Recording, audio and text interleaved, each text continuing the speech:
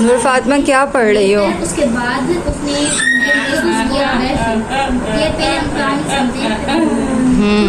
अलिफ मद आ पे सकिन आप।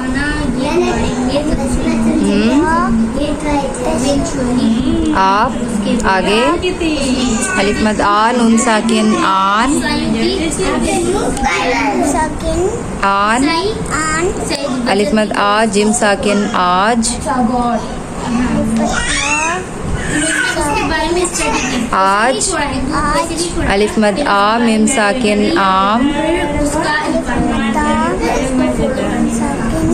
आम अलिफ मद आ ते साकिन आत ते साकिन आत। ये सारे अल्फाज कौन से अल्फाज से शुरू हो रहे हैं? अलिफ मद आ से।